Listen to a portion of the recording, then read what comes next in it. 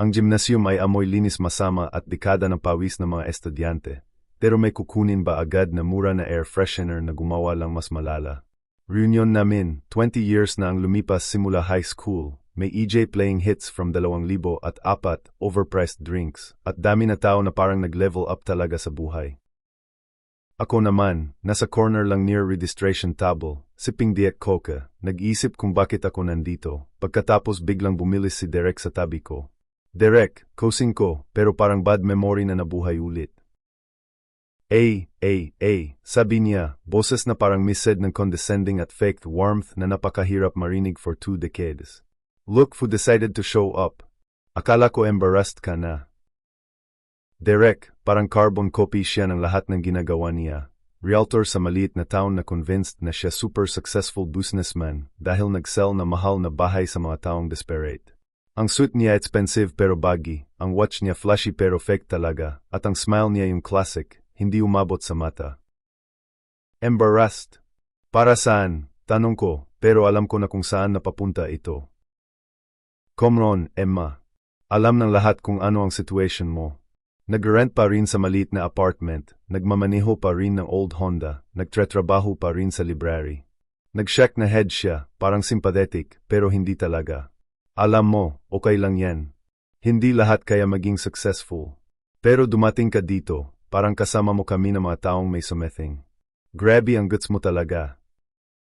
Ang salita niya, tumagos parang ice water, pero hindi dahil nasaktan, kundi dahil realized ko kung gaano kalayo ang alam niya sa tunay na buhay ko. Around us, mga classmates namin nag-usap, nag-law, nag-share na stories about careers at families. Kin sila sa akin, genuinely interested mag-catch up. But Derek, siya specially lumalapit para i-deliver ang particular brand ng cruelty na ito. Walang ipon ka, walang bahay, walang investments, continued niya, nag-warm up sa topic na ito. Hell, bet ko walang retirement savings ka pa. Face it, Emma, tanda mo na 40, pero wala ka pang something na ipagmamalaki. Kung naranasan mo na yung feeling na someone assumes they know your entire life story based sa appearance lang, alam mo kung bakit ang moment na ito ay pagiging unforgettable. Derek at ako, lumaki kami sa parehong baryo, 6 na buwan lang ang difference sa edad namin, kaya palagi kaming compared. Ang parents niya, Aunt Linda at Uncle Mike, obsessed sila sa appearances at status. Biggest house na afford nila, barely, course na beyond budget, tapos nag-announce pa sa lahat ng bawat bili, bawat bakasyon. Parang nag-broadcast constantly ng success nila. Ang parents ko, completely different. Dad, high school English teacher. Mom, part-time sa credit union. Humble living, mengat sa pera, never nag-announce sa kahit sino. Pero sa family kung saan ang success ay sinusukat sa visible wealth, ang quiet stability namin parang failure lang ang dating. Si Derek, completely absorbed niya ang values ng parents niya.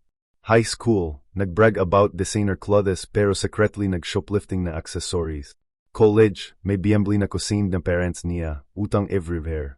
After graduation, real estate boom, mabilis na pera, tapos mabilis na pagsasayang. 2008 crash. Derek was casualty number 1. Over-leveraged, overextended, completely unprepared. Pero somehow, nag-rebuild siya na image, hindi ang tunay na wealth, at naging success story ng family for the last decade. Ako naman, completely different path talaga. After college, lumipat ako sa city, public library system. Hindi glamorous ang trabaho, pero steady, secure. Benefits, pension na most people MYAJ never nakikita. More than that, access sa knowledge na explore ng few people lang. While Derek chasing quick commissions at status symbols, ako nag-read na everything about pag-invest, financial planning, pag-build na tunay na pera. Will he leveraging everything para magbuhay ng fancy things, ako quiet lang, nag-live sa modest apartment, bawat piso going to carefully researched investments. At habang nag-announce siya ng bawat transaction sa family, ako nag-build ng something na tatagal talaga. Library job lang ang foundation. 5 years, nag-start ako ng freelance research services para sa law firms, investment companies. 10 years, side business nag-earn na more than day job ko. 15 years, discovery na nag-change ng lahat.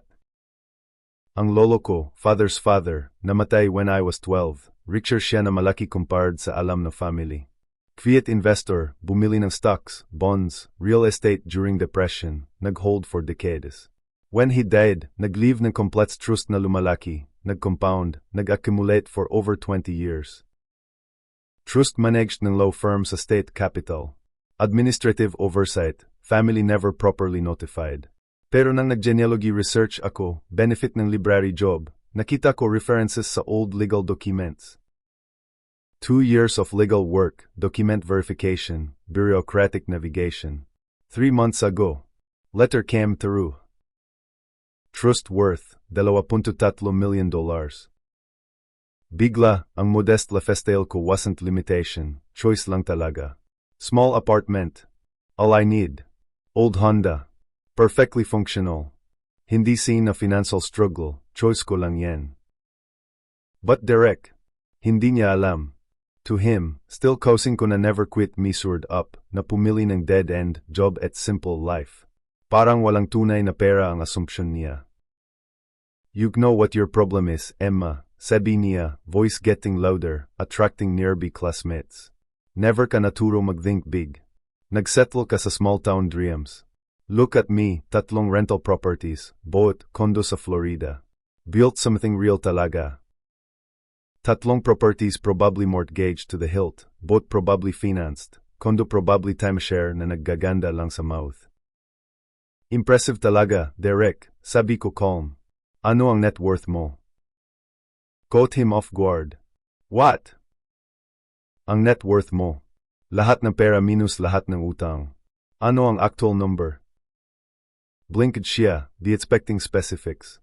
Well, I mean, hindi pwedeng i-reduce lang everything sa number. It's about building wealth, creating opportunities. So hindi mo alam, sabi ko. Of course I know. Worth ko, properties alone valued ng over 1 million. Valued at, o actual na pera na yours. Ang distinction importante, ang hesitation niya told me everything. Listen, Emma, irritated na voice. Di ako nandito para financial pissing contest with someone na library worker. Trying to help lang, advice kung paano ka mag-improve. What kind of advice? Real job siguro. Sales, something where pwedeng kumita. Buy property instead of throwing away sa rent. Build something, create wealth.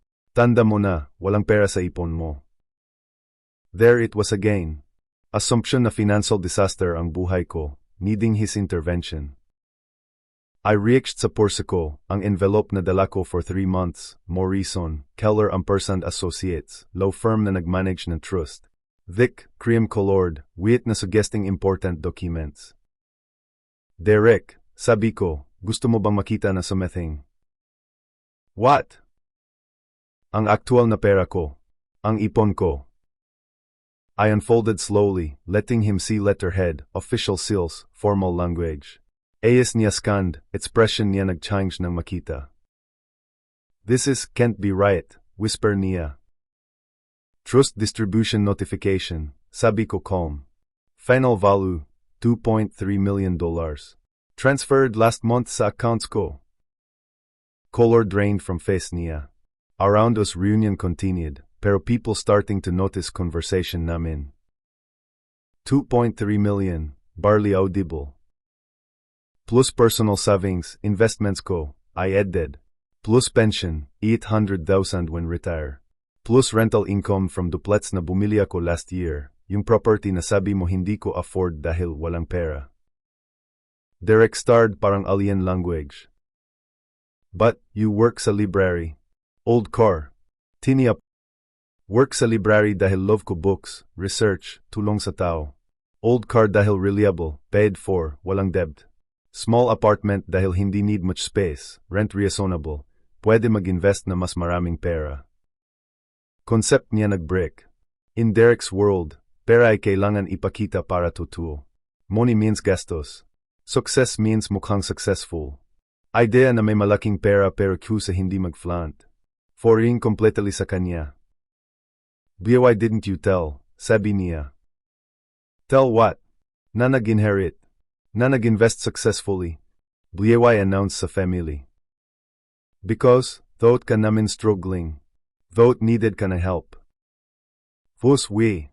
I asked. At ano kind of help exactly? Opened mouth, closed again. Truth, nobody in family offered help. Just assumed struggling, used assumption para feel better about sarili nila. Derek, gentle ako, 20 years na, thinking ka more successful than me because ng visible wealth. But visible wealth hindi same as actual wealth. Tatlong properties mo, how much actual pera na yours sa kanila? That's not the point, stammered. Exactly the point. Wrong metrics measuring. Confusing ang monthly money coming in with actual wealth, ang properties na borrow pera versus actual na pera mo, ang lefestelo versus real wealth. Reunion continuing, pero attention ng nearby classmates on us. Di ko gets, sabi niya, genuine confused, not condescending first time sa buhay. If may malaking pera ka, bakit naglive parang mahirap? Hindi ako naglive parang mahirap, sabi ko. Naglive ako financially responsible. May difference talaga. Lost sa kanya ang distinction. For Derek, pera ay tool para bumili ng things, impressing people, maintaining image. Pera as security, freedom, choice, concept na hindi niya naisip. You ever watched someone's entire worldview crumble in real time? Hindi pretty, pero sometimes necessary. Derek built identity around being successful cousin, on na nag-make it well I settled for less. Learning na completely wrong ang assumptions ay hindi lang nag-embarrass. Pinilit siyang harapin ang possibility na entire approach niya sa money at success ay flawed. So ano nang gayon? Sabi niya, voice small. Nothing, sabi ko. Back to my life, you back to yours. Only difference, now alam mo ang truth. But bakit never corrected? Buhay naglet kami mag-think na struggling ka. Fair question, nag-ask din ako Sam sa sarili.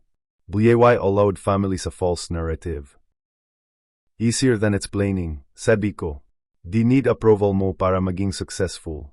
Long time ago learned na people ay nakikita kung ano ang gusto nila. Wasting energy trying change perceptions.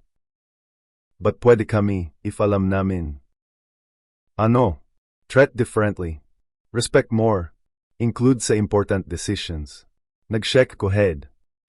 Derek, ang problema ay hindi mo alam na may pera ako. Ang problema ay tinrato mo ako ng iba kasi akala mo walang pera ako. Truth hit like physical blow. Replaying years ng family interactions, remembering times na nag-dismiss ng opinions ko, nag-offer ng unsolicited advice, condescending comments. Sorry, quit siya. For what specifically? Assuming. Treating like less successful. Being condescending about it. More apology than expected, pero di nag-change ang fundamental issue. Apology I'd really like, sabi ko, is one owing everyone else treated mo ng ganito. Hindi lang ako. Confused siya. Think about it, Derek. How many people na write off mo dahil di right car, right neighborhood, right clothes? How many valuable relationships missed mo dahil judging lang ang bank accounts na tao? Question hung between us. Reunion continuing, pero bubble of intensity separating us from room. Never thought na ganun, sabi niya. That's ang problema. Never nag-think. Just assumed na visible wealth equals actual wealth equals personal worth.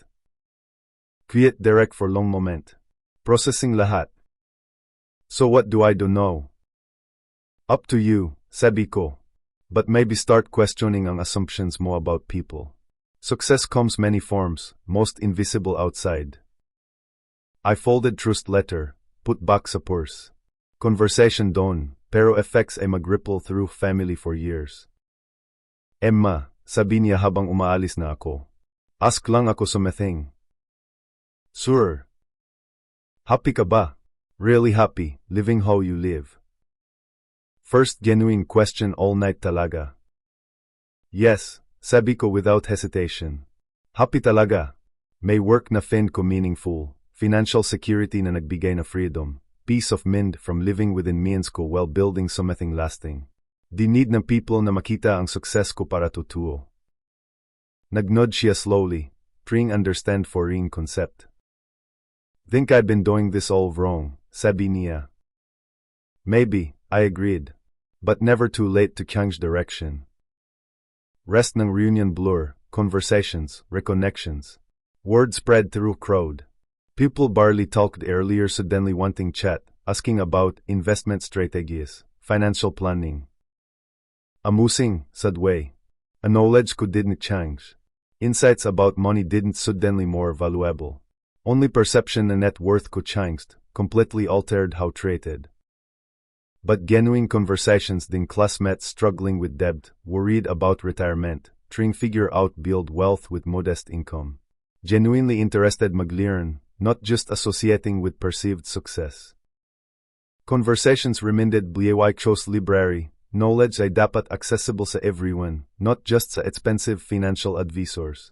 Wealth building ay dapat secret na hoarded ng already wealthy people. Evening winding down, thinking about Lolo, quiet woman na nagbuild ng substantial wealth during era when women rarely had opportunity. Never flaunted, never used money impress or intimidate. Simply lived life, smart courses, left legacy na nag-change ng life ko. Derek found me getting ready leave. Emma, sabi niya, been thinking what you said. Questioning assumptions. And? Think a lot people apologies. Starting with you talaga. Already apologized. No, real apology. Not just tonight, but years ng pagiging condescending as thinking better than everyone. Most self-aware thing heard from Derek. Accept apology, sabi ko. But hope mo gamitin as learning experience. Will, sabi niya, first time sa lives, naniniwala talaga ako. 6 months later, Derek called. Not brag about purchase or offer unsolicited advice, pero ask help. Financial soul-searching realized na impressive-looking portfolio ay actually house of cards built on debt, speculation. Want mag-learn gawin right, sabi niya. Build real wealth instead appearance lang. Conversation never expected having Derek, pero gave hope na talagang pwedeng mag-change ang people. Met coffee, shared resources na nag-help sa akin over years. Books about investing, websites about financial planning, strategies building wealth slowly, sustainably. Introduced concept ng living below means as choice, not limitation. You know funny, sabi niya wrapping up. Spent years thinking failure mo sa family, when really ikaw lang ang nag-figure out. Not about failure or success, sabi ko. About understanding what actually want from life, making choices aligned sa goals. What you want, tanong niya. Freedom, sabi ko without hesitation. Freedom na pumili na meaningful work, tumulong sa people when want, buhay according to terms ko without money worry. Freedom generous without maging walang ipon, secure without flashy. Nagnod thoughtfully Derek. Think confusing ko freedom with status. Most people, sabi ko. Status about what think people. Freedom about what think yourself. Year later, Derek sold 2 rental properties, East proceeds pay down debt, build emergency fund. Traded flashy car something practical, started investing index funds instead schemes. Making less money pero building more wealth, first time sa adult life sleeping well night. Chang's Derek had ripple effects throughout family. Other relatives questioning assumptions tungkol sa money, success. Family gatherings less about showing purchases, more about genuine experiences, authentic conversations. And learned something valuable too. Sometimes most powerful thing you can do is simply live truth, even when others don't understand. Trust letter hadn't just revealed financial situation, revealed difference between wealth at appearance, success at performance. Thank you sa pag-join sa journey. Ever been underestimated dahil confused crosses mo with circumstances? Please like, subscribe. Sometimes most profound revelations ay hindi from what gain, but from what choose not display. Most important lesson wasn't about money, about courage na buhay authentically, regardless what people assume about life mo.